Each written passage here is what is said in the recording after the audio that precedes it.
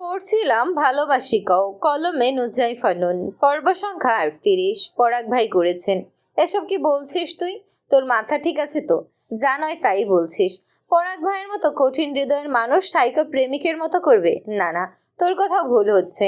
আমার কোথাও ভুল হচ্ছে না পাপড়ি। আমি যা বলছি সব জেনে বুঝেই বলছি। তোর মনে আছে তুই যেদিন পরাগ স্যার আর সোনেরা ম্যামের বিয়ের ব্যাপারটা জানতে পারিস, সেদিন তুই অসুস্থ হয়ে যাস। পরাগ স্যার তখন তোর দিকে হাত বাড়িয়ে দিয়েছিলেন, কিন্তু তুই আমার দিকে হাত বাড়িয়ে দিয়েছিলি। আমি তোর হাত দুটো শক্ত করে ধরেছিলাম। সেই হাত ধরাটাই আমার জীবনে কাল হয়ে দাঁড়িয়েছিল। সেদিন রাতে পরাগ স্যার আমাদের বাড়িতে আসেন। সেদিন স্যারকে দেখে আমি বাকরুদ্ধ হয়ে গিয়েছিলাম, আবার খুশিও হয়েছিলাম। ভেবেছিলাম স্যারের সাথে বসে আড্ডা দেব, কিন্তু আমার ফ্রেন্ডদের ফোন পেয়ে আমি বাড়ি থেকে বেরিয়ে আসি। ঘন্টা দুয়েক পর বাড়ি ফিরে এসে দেখি বাবা মা আর আমার আসবাবপত্র গোছাতে ব্যস্ত হয়ে পড়েছেন। আমি কারণ জিজ্ঞেস করতে বাবা বলেন, তোকে আর এখানে থাকতে হবে না। তুই সকালেই তোর নানু বাড়ি রংপুর চলে যাবি, রংপুরেই পড়াশোনা করবি। আমার কলেজ ছাড়ার কারণটা সেদিন বুঝতে না পারলেও পরে আমার কাছে কারণটা স্পষ্ট হয়। পরাগ স্যার তোকে অনেক ভালোবাসে পাপড়ি, অনেক। আমার চোখের কোণে জল জমে গেল। এত জেলাসি, এত ভালোবাসা। পরাগ ভাই আমাকে এতটা ভালোবাসেন, অথচ আমাকে বুঝতেও দেননি। আমাকে প্রতিনিয়ত পড়িয়েছেন, ইনফ্যাক্ট এখনো পড়াচ্ছেন। যে আগুনে আপনি আমাকে পুড়িয়েছেন, এবার সেই আগুনে আপনি জ্বলে পড়ে ছাই হয়ে যাবেন। আমি রূপমকে বিদায় জানিয়ে ক্লাসের দিকে অগ্রসর হই। কয়েক কদম এগিয়ে যেতেই পেছন থেকে একটা মিষ্টি কণ্ঠ কানে আসে, পাপড়ি। আমি পেছন ফিরতেই দেখে একটা ছেলে দাঁড়িয়ে রয়েছে। ছেলেটার নাম মাসুম। নামেও যেমন মাসুম, তেমনি দেখতেও মাসুম। আমার 1 ইয়ারের সিনিয়র। আমার সাথে সেটিং করতে চায়, কিন্তু বলার সাহস পায় না। বলদ টাইপের ছেলে। ছেলেটার বোকা বোকা কথা শোনার ইচ্ছে বা সময় কোনোটাই ছিল না আমার। কিন্তু যখন দেখি পরাগ ভাই আসছেন, তখন আমি নিজে আগ বাড়িয়ে বলি, তোমাকে আজ মারাত্মক সুন্দর লাগছে মাসুম। আমার এই সামান্য কথা শুনে মাসুম লজ্জায় কন্যার মতো লাল হয়ে যায়। নিচু স্বরে বলে, তোমাকেও সুন্দর লাগছে পাপড়ি। আমরা কি দাঁড়িয়ে দাঁড়িয়ে শুকনো মুখে গল্প করব? এখন তো গল্প করার সময় নয়, এখন ক্লাসের সময়। আমরা ক্লাস শেষে মাঠে বসে অনেক গল্প করব, কেমন? বোকাচন্দ্রের বোকা বোকা কথা শুনে মাথা গরম হয়ে গেল আমার। কিন্তু এই মুহূর্তে মাথা গরম করলে চলবে না। প্রেমেময় মধুর মধুর কথা বলতে হবে। পরাগ ভাই সামান্য একটু দূরে দাঁড়িয়ে রয়েছেন, অবশ্যই কানে ফোন ধরে রেখেছেন। এমন ভাব করছেন যেন ফোনে কারোর সাথে কথা বলছেন, কিন্তু আমি জানি তিনি কারোর সাথে কথা বলছেন না। আমরা কি নিয়ে কথা বলছি সেটাই জানার চেষ্টা করছেন। একজন টিচার হয়েও কেমন বোকা কাজ করছেন।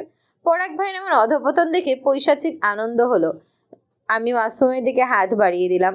মিষ্টি কণ্ঠে বললাম, আজ নো ক্লাস, নো পড়াপড়ি, অনলি ঘোরাঘুরি। কিন্তু ক্লাস, ক্লাস চলোই যাক। একদিন ক্লাস না করলে মহাভারত অশুদ্ধ হয়ে যাবে না। চলো আমরা কফি শপে গিয়ে খেতে খেতে গল্প করি। সত্যি? সত্যি। আমি পরাগ ভাইয়ের সামনে দিয়ে মাসুমের হাত ধরে চলে আসি। পরাগ ভাই রেগে বোম হয়ে আছেন, যে কোনো মুহূর্তে ব্লাস্ট হতে পারে। হলে হোক, তাতে আমার কি। গেটের বাইরে এসে আমরা রাস্তা পার হতে যাব, ঠিক তখনই ফোনটা ভাইব্রেট করলো। স্ক্রিনে নাম দেখে বুকটা ধক করে উঠলো। পরাগ ভাই কলিং। আমি কলটা কেটে দিলাম। 1 সেকেন্ডও দেরি করলাম না। মাসুম নিচে সরে বলল, কে ফোন করেছে? অফিস থেকে। দুজনে কফি শপের দিকে হাঁটছি। এমন সময় আবার ফোন, আবার সেই একই নাম। এইবার কলটা কেটে দিলাম না, সাইলেন্টে দিলাম। আমার কেন জানি সুখ সুখ অনুভব হলো। মাসুমের সাথে বেশ কিছুক্ষণ কফি শপে বসে গল্প করলাম। আমি ভেবেছিলাম মাসুম আমাকে পছন্দ করে, কিন্তু আমি ভুল ছিলাম। মাসুম আমার ফ্রেন্ড মুনকে পছন্দ করে। কথাটা সে মুনকে জানাতে পারছে না বলেই আমার পিছু পিছু ঘুরছিল, যেন আমি মনের সাথে ওকে সেটিং করিয়ে দিই। কফি শপে আমরা মনের ব্যাপারে আলোচনা করছিলাম আর হাসাহাসি করছিলাম। সেই মুহূর্তে পরাগ ভাই সেখানে উপস্থিত হন, কিন্তু কিছু বলেন না। আমার দিকে অগ্নিদৃষ্টি নিক্ষেপ করে কফি শপ থেকে বেরিয়ে এলেন। পরাগ ভাইয়ের পিছু পিছু আমরাও কফি শপ থেকে বেরিয়ে আসি। মাসুম আমাকে ফুচকা, চটপটে, ঝালমুড়িও খাওয়ায়, কাচের ছুরিও কিনে দেয়। মোদ্দা কথা আমাকে দারুণ একটা মুহূর্ত উপহার দেয়।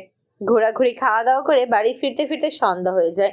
ড্রয়িং রুমে পা রাখতেই পুষ্পা আপু আমার হাত টেনে নিজের রুমে নিয়ে যান। কাতর গলায় বললেন, তুই কেন আমার ভাইকে কষ্ট দিচ্ছিস পাপড়ি? এখন তো সবটা তোর সামনে চলে এসেছে। আমার ভাইয়া সত্যি অপারক ছিল। একদিকে মা, একদিকে আমি, অন্যদিকে সুনের আর তার পরিবার। আসলে ভুলটা আমারই। আমি যদি সেদিন মারা যেতাম, তাহলে না তোকে কষ্ট পেতে হতো আর না ভাইয়াকে কষ্ট পেতে হতো। আমি আপুকে জড়িয়ে ধরলাম। আপুর চোখের পানি মুছে দিয়ে ভেজা গলায় বললাম, সবাইকে ছেড়ে যাওয়ার খুব তাড়া তোমার, তাই না? আর কখনো তুমি মরার কথা মুখে আনবে না, তাহলে কিন্তু খুব খারাপ হবে। বয়সে তুমি আমার বড় হলেও সম্পর্কে তুমি আমার ছোট। খুব বকা দেবো বলে দিলাম। অনেক হয়েছে পাপড়ি, আর না। ভাইয়াকে প্লিজ আর কষ্ট দিস না। মানুষটা তোকে পাগলের মতো ভালোবাসে। তুমি বলছো ভালো না বাসলে কেউ নিজের বিয়ে নিজে ভেঙে দিতে পারে? বল, ঠিক কি বলতে চাইছো তুমি? হাসান ভাইয়ের কাছে বিয়ের কার্ডটা পরাগ ভাই পাঠিয়েছেন, তাই না? ঠিক তাই। ভাইয়া এমনভাবে কাজটা করেছেন যেন সোনেরা নিজে থেকেই বিয়েটা ভেঙে দেয়।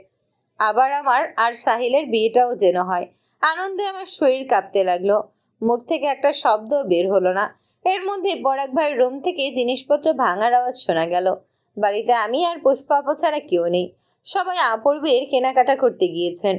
আমরা দুজনেই পরাগ ভাইয়ের রুমে ছুটে আসি। পরাগ ভাইয়ের রুমে একটা আসবাবপত্র অক্ষত নেই। রুমের মালিক ভেঙে গুড়িয়ে দিয়েছেন। আমি স্পষ্ট বুঝতে পারছি আমার রাগ তিনি আসবাবপত্রের উপর মিটিয়েছেন। আমি ছুটে যাই পরাগ ভাইকে শান্ত করার জন্য। তিনি আমাকে এক ঝটকায় সরিয়ে দেন। আমি তাল সামলাতে না পেরে খাটের কোণে পড়ি। ব্যথায় হালকা আর্তনাদ করে উঠি। কিন্তু পরাগ ভাইয়ের সেদিকে কোনো খেয়াল নেই। তিনি ভাঙচুর করতেই ব্যস্ত।